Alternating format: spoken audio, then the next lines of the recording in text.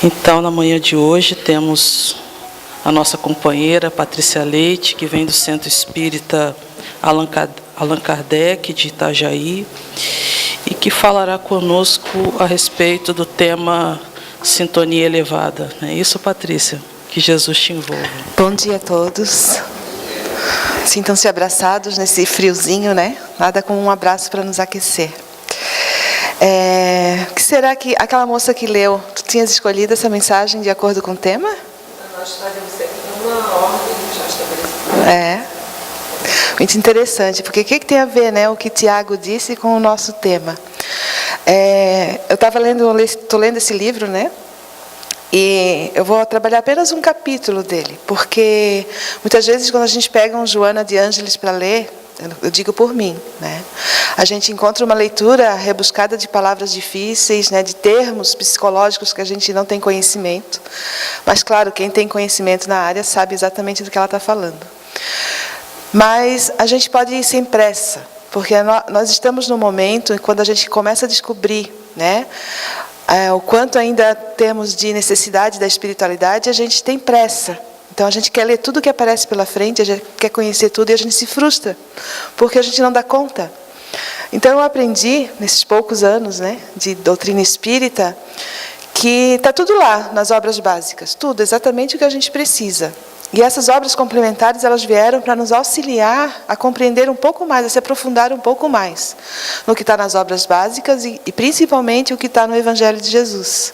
O que está escrito aqui é exatamente o que Tiago disse, que a gente precisa tirar, arrancar de dentro de nós tudo aquilo que nos atrapalha a nossa caminhada, tudo aquilo que nos impede de evoluir.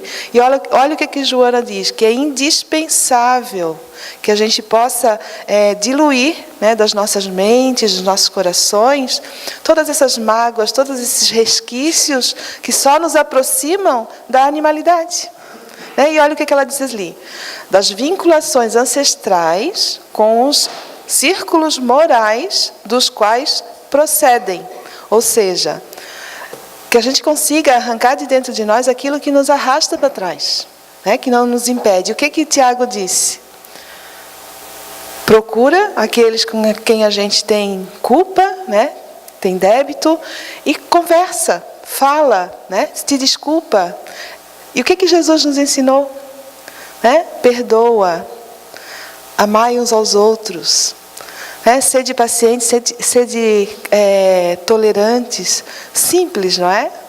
Mesmo que nas palavras mais difíceis, quando a gente lê uma frase dessa, porque esse é o tema central desse capítulo, a sintonia elevada, que é o nosso objetivo, né? Elevar o nosso pensamento. Quando a gente inicia uma prece, a gente sempre busca isso, elevar o nosso pensamento para que a gente alcance a espiritualidade superior. Porque a espiritualidade superior está aqui, do nosso lado. Nós é que não conseguimos alcançar, porque a gente está vinculado a esses pensamentos inferiores e que não nos dão esse acesso. Então é simples, né, o ensinamento de Tiago, né, de Jesus, agora Joana de Ângeles, e com certeza a doutrina espírita ela resume para nós na questão do conhecer a nós mesmos, né? Não é essa a grande chave de conhecer a nós mesmos, mas hoje a gente está dando o primeiro passo para isso, e é muito difícil. Porque quando a gente começa a fazer essa busca, tentar nos analisar, a gente se assusta. E aí quando a gente pega uma obra dessa, né, outras obras, assiste uma palestra, a gente vê aí a psicologia da atualidade nos trazendo tanto conhecimento, tanta coisa boa, nos auxiliando, e a gente fica um pouco perdido. Vamos buscar naquela leitura mais simples que a doutrina nos oferece, porque está lá. Está bem explicado lá da forma mais simples. E é isso que eu gostaria, no dia de hoje, de fazer essa reflexão junto com vocês, da possibilidade que a gente tem de encontrar na própria obra básica, né, que é o Evangelho, que é o nosso livro de cabeceira, a gente vai encontrar as respostas que a gente precisa. Então ela diz, desses círculos morais dos quais procedemos e que predominam nos seus hábitos emocionais. Ou seja, hoje ainda nos sentimos como a reencarnações passadas, né? Intimamente aquela mágoa, aquele sentimento de vingança que a gente não sabe que vem não sabe de onde. Então, hoje a gente busca isso, conhecer de onde é que vem isso tudo, como que a gente faz para lidar com isso, para a gente conseguir realmente elevar a nossa sintonia. E bem interessante que ele falou também, Tiago, ali, né, que a nossa maior doença não está no físico, né? Está na alma. Então, é isso que a gente vem trabalhar. Então, está aqui as obras básicas, né? Então, vamos ler um livro de Joana de Ângeles, vamos estar lá com as obras básicas, né? Vamos tentar. E não se apressem, pode ser um capítulo por ano, mas que aquele capítulo fique bem compreendido, né? Que alimente realmente a nossa alma daquilo que a gente precisa. Então, se a gente buscar um capítulo bem curtinho do Evangelho, e 2 temas, ele vai falar exatamente isso, ó. Lázaro, em 1863, mais de 150 anos atrás, olha o que ele disse. Que cada época está assim marcada com o selo da virtude ou do vício a que deve salvar ou perder. Né? A gente vive num momento que tudo que a gente faz ou nos salva ou nos coloca à perdição, né? Desanda tudo. E o que ele diz em 1863? Que naquela época, a virtude daquela geração é a atividade intelectual. Iniciava ali, né, a ciência, a busca pela intelectualidade, pelo conhecimento. E que o vício é a indiferença moral. Tem alguma coisa diferente de hoje? 150 anos depois? Se a gente considerar que muitos de nós estivemos há 150 anos atrás, né, quando começou essa coisa... E quando a gente liga o que Tiago diz, o que Joana diz, que as nossas doenças são da alma, o que a gente interpreta disso daqui? Que poucos de nós demos ouvidos ao que a espiritualidade veio nos alertar naquele tempo. Que o nosso interesse pelo avanço intelectual, pelas conquistas materiais foi tão grande que a questão moral ficou indiferente. A gente vê que, na verdade... Seguindo um pouquinho mais à frente. Falava também um espírito protetor no mesmo ano sobre a cólera. Olha o que ele diz, que em seu frenesi, né, nessa busca louca pela intelectualidade, pelo conhecimento, né, pelo ter, o homem colérico, ele ataca tudo. A natureza bruta, os objetos inanimados, que quebra porque não lhe obedecem. Ah, se nesses momentos pudesse se ver com sangue frio, teria medo de si, ou se acharia ridículo, que julgue daí a impressão que deve produzir sobre os outros. Não é uma vez ou outra que a gente escuta, né? Ah, se tivesse uma câmera filmando, né? Vamos botar um filme para ver o que tu estavas falando naquela hora, para te ver como é que tu era. E se fosse exatamente com a gente? Né? Naquele momento que a gente está colérico, está xingando tudo, está chutando tudo. Se tivesse uma câmera nos filmando, a gente rodasse o filme, eu tenho quase certeza que eu ia morrer de vergonha de ver o que eu estava fazendo naquele momento. Mas acontece que a gente só pensa nisso depois que fez. Né? Aí bate o arrependimento, bate aquela dor. E é aí que começa a somatizar as nossas doenças. Porque a pior dor que a gente pode sentir, né, é a dor do arrependimento. Daquele momento que a gente fez algo que soltou quando não deveria soltar, e aí já foi. Só que existe algo muito agravante nisso daí, porque poderia ser curado rapidinho, esse sofrimento. Se a gente chegasse para a pessoa e pedisse desculpa. Mas o que vem, o que nos atrapalha nesse momento? O orgulho, né? Que nos impede de, opa, desculpa, né? Me perdoa, não estava no meu dia. É tão simples, né? Mas a gente tem uma coisa que nos impede. Primeiro que a gente vai achar de tudo que é forma a culpa do outro, né? Não a minha. Então a gente perde um tempo da nossa saúde, né, para buscar os motivos que o outro me fez eu agir daquela forma. Eu achei bem interessante quem esteve na jornada espírita e ouviu a palestra do aquele menino de Curitiba, o Marlon. Aí no sábado à noite, ele dizendo que as pessoas têm uma aparência de calma, né? Usam aquelas máscaras de calmaria, de tranquilidade, de tolerância, mas o intestino é irritado, né? Tem a perna nervosa. Então, tudo isso que a gente transmite, né? Com a nossa aparência de calma, muitas vezes está somatizado no nosso organismo e ele reage de alguma forma, né, através das doenças. E a cólera, quando em 1863 esse espírito protetor já nos alertava sobre isso, hoje, vocês sabiam que já foi diagnosticado o tal do síndrome do pavio curto? Quem é que tem pavio curto aqui? Sabiam disso? Já foi diagnosticado, né? Já está lá catalogado como uma síndrome. Na verdade, ela tem um termo técnico, né? É o transtorno explosivo intermitente. O que significa isso? É o famoso pavio curto. Ou seja, a pessoa que não consegue passar segundos da sua vida segurando, né? Contar até 10, engolir a aguinha lá e ficar na boca, como Chico Xavier nos ensinava, né? É difícil. Então, isso já foi diagnosticado um transtorno. Então, se a gente observar ali, que em 1863 já nos alertavam os espíritos para com a questão da cólera, né? Que ia nos deixar doente, hoje renascemos, reencarnamos com aquela doença adquirida lá. Né? Nós somos reencarnacionistas e a gente sabe que tudo que a gente traz no corpo físico da atual existência, né? Alguma coisa a gente adquire aqui, bastante coisa, mas muitas coisas, muitas doenças a gente traz de nossas vidas passadas. Então, a explicação perfeita, porque a gente está numa época que nunca foi tanto, né? Tanta coisa diagnosticada como problemas psicológicos, né? A criança chega na escola, a maioria tem amigas professoras, né? Chega na escola, a criança já traz o laudo. Ó, meu filho tem transtorno disso, tem transtorno daquilo, né? Toma cuidado aqui, toma cuidado ali. E o que são essas crianças? Que são os nossos filhos? Até nós mesmos, né? Se não os reencarnantes do passado. Daqueles que não souberam lidar com o avanço tecnológico, né? Com a chegada da ciência, e se atirou de cabeça nisso daí. E hoje a gente vê o sofrimento de muitos jovens com a frustração, né? Muitos jovens, e a gente se inclui nesse meio, de quando a gente não consegue uma coisa, a frustração muitas vezes nos leva à loucura. Pessoas acabam doentes realmente porque não sabem lidar com aquilo. Porque houve uma lacuna nesses 200 anos entre o intelecto e a moral e que não foi preenchida, não foi aliada, né?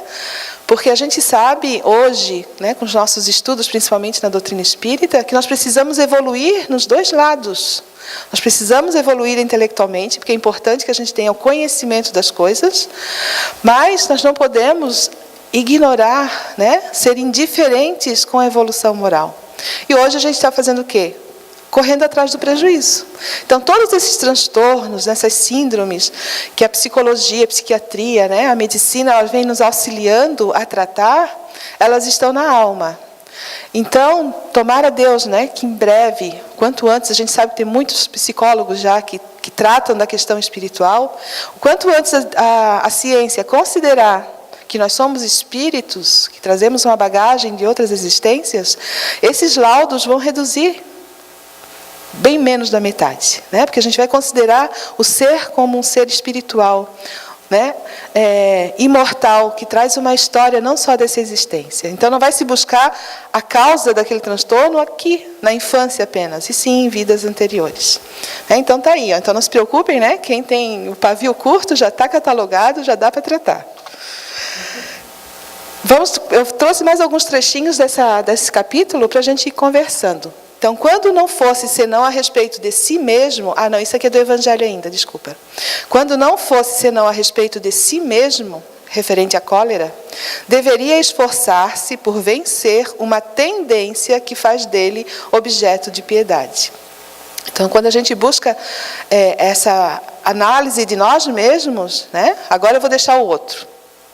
Começar a analisar, e a gente acaba observando que nós mesmos somos objetos de piedade, né? Quando Jesus ensina que precisamos amar o outro como a nós mesmos, comecemos por nós mesmos, porque nós somos esse objeto de piedade. Nós precisamos ter compaixão conosco mesmos, reconhecer que nós erramos, é o primeiro ponto, né? As três fases da evolução, né, da nossa tentativa de ser melhor, de reparação dos nossos erros, começa com arrependimento, não é?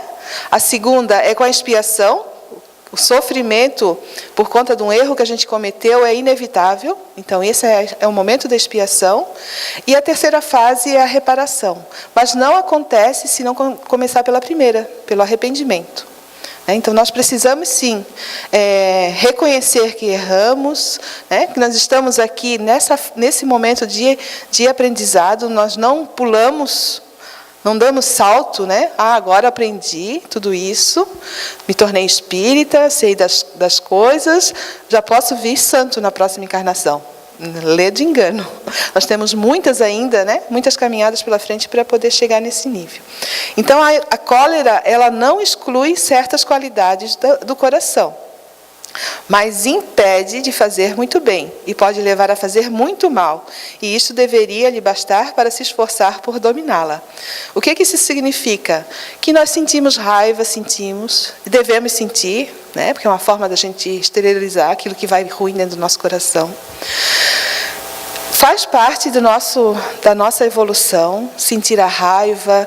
Ela até de certa forma, expressar a nossa raiva é uma forma de melhorar. Porque a pessoa que vai engolindo aquela raiva, vai engolindo a cólera, no momento ela vai adoecer. Então, olhando pelo lado positivo, a raiva, nesse momento, ela nos ajuda. Só que se a gente alimentar, se a gente não fizer nada para melhorar, ela vai nos impedir de fazer coisas melhores. Porque a gente sabe que pessoas que têm cólera, têm raiva, fazem coisas boas, praticam o bem, porque elas querem fazer. Imagina quando elas não tiverem mais esse sentimento, não tiverem mais essa coisa ainda que impede um pouco a sua evolução. Vai ser muito melhor. Então, a nossa busca por essa melhora começa por isso, reconhecendo que somos coléricos, que somos impacientes, intolerantes. Aí aqui tem até uma reportagem que diz: a pessoa costuma ter reações desproporcionais a situações que causam raiva e assim adota comportamentos agressivos. Então, se a gente for fazer uma pesquisa nas características, a gente se enquadra em alguma coisa, de algum transtorno, a gente se enquadra. Sabe aquela velha piada de médico e de louco que todo mundo tem um pouco? Então, a gente está nessa situação. Então, é reconhecer que a gente vai ter os nossos altos e baixos, porque se está 30 anos na doutrina espírita que já alcançou a calma e a paciência necessária para as coisas que não. Então, a primeira coisa é ser sincero conosco mesmos. Agora continua, não é Joana de Ângeles, desculpa, é Manuel Filomeno de Miranda. Joana de Ângeles também traz bastante informações psicológicas bem complexas. Isso aqui é Manuel Filomeno de Miranda, me enganei no autor. Então, o que ele diz? O homem lúcido edifica-se mediante o cultivo de ideias elevadas, graças às quais afina-se com as fontes inexauríveis da vida. Então, a partir do momento que a gente vai adquirindo essa lucidez, que a gente vai se libertando dessas mazelas, a gente consegue fazer um contato mais perfeito com as energias positivas, com a espiritualidade superior. Então, isso só vai acontecer quando nós alcançarmos essa lucidez espiritual. Ainda a gente não tem, a nossa visão espiritual é muito turva ainda. A gente está numa fase da nossa escala evolutiva de que nós temos uma ideia vaga de Deus. Nós saímos há pouco tempo da ideia de Deus na figura humana. Aquele Deus formado à nossa imagem e semelhança. Agora a gente está vislumbrando essa inteligência suprema, a causa primária de todas as coisas. Quanto tempo faz que a gente ouviu essa frase? Uns 20 anos. Então, agora que a gente está tendo essa noção, saindo daquele Deus antropomórfico para esse Deus energia, a causa primária de tudo. Então, olha só, o nosso conhecimento, a gente ficou milhares e milhares, milhões de anos, bilhões de anos entre a vida primitiva e a vida intelectual. Se a gente olhar a nossa idade, a nossa faixa etária da humanidade, nós ficamos bilhões de anos na vida animal. Agora a gente está centenas de anos na vida intelectualizada. Então, esse nosso caminhar é muito lento. Só que a partir do momento que a gente adquire o conhecimento intelectual, o nosso avanço é mais rápido.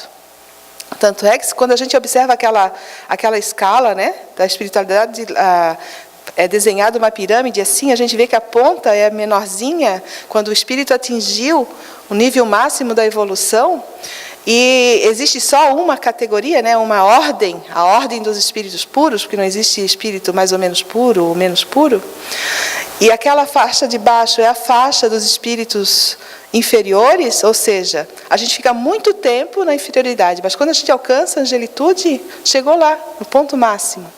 Então, dali para frente, da metade dessa escala para frente, nós vamos avançando mais rapidamente, porque o bem vai prevalecer. Então, não vai haver o egoísmo que nos impede, né, de caminhar a passos largos. Porque o que nos atrapalha a avançar da animalidade para a espiritualidade é justamente o egoísmo. Porque nós temos muito medo, né? Primeiro, a gente não confia na providência divina. Nós ainda não confiamos. Porque a gente reserva tudo, a gente segura tudo para nós, para garantir o nosso. Né? Até na questão da caridade. A gente ainda dá o que sobra. Primeiro eu vou garantir o meu. Mesmo aquele que tem aquelas ideias nobres, né? Se eu pudesse receber uma fortuna, com certeza, né, eu ajudaria o próximo, mas eu precisaria receber a fortuna para garantir o meu primeiro. E assim a gente vai indo. Até nessas questões, nós ainda estamos muito próximos da animalidade. Mas isso é natural, faz parte da nossa evolução. O ser humano está destinado à glória espiritual. Alguém tem dúvida disso? Que o nosso destino é a verdadeira felicidade? Tem pessoas que têm crenças que acreditam que a gente pode até reencarnar no animal. Mas não há possibilidade, porque se a nossa evolução é progressista, a gente progride, a gente não regride, então reencarnar novamente num corpo de um animal seria algo meio fora do contexto, né? Cabendo-lhe, então, a desenovelar-se dos terríveis anéis mentais constritores que o mantêm em tormento e frustração. Ou seja, o nosso destino é felicidade, mas cabe unicamente, exclusivamente a cada um de nós esse trabalho de nos desenovelar desses paranhos, né, que nos prendem ainda à inferioridade. A seleção dos pensamentos, agora vem o ponto-chave. A seleção dos pensamentos a cultivar mediante o esforço da vontade para fixá-los, substituindo aqueles perniciosos a que está acostumado, gerará nova conduta psíquica de resultados saudáveis. Pesquisas dizem que a gente ocupa a nossa mente com 90%, né, para não dizer 99%, de pensamentos fúteis, que não servem para nada, e apenas uma pequenina parcela de pensamentos úteis que vão nos servir. E o que o Manuel está dizendo aqui? Que a gente substitua, aprender a substituir esses pensamentos inúteis pelos pensamentos bons. É fácil? Não, né?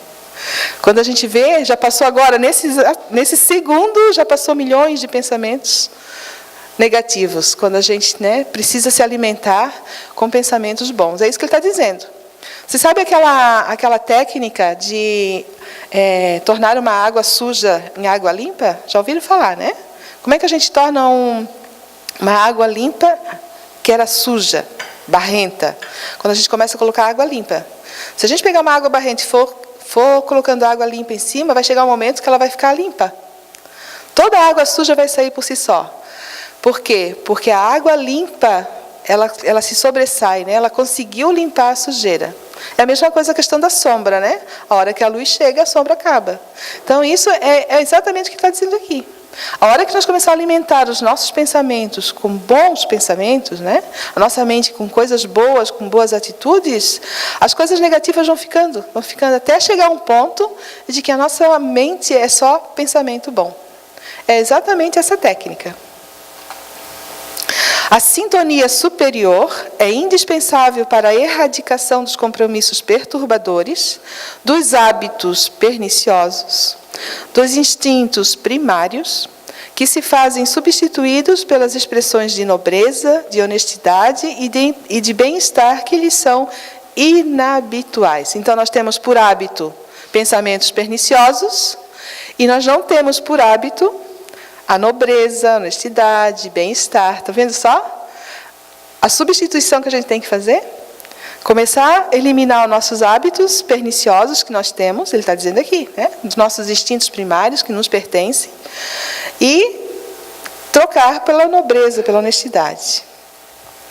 Porque quando alguém consegue abandonar o charco em que se encontra e alcança o planalto formoso, deslumbra-se com um horizonte visual infinito, com a beleza da luz e de cor, com a musicalidade da natureza, enquanto aspira o oxigênio puro que vitaliza e renova o ser. Que analogia legal, né?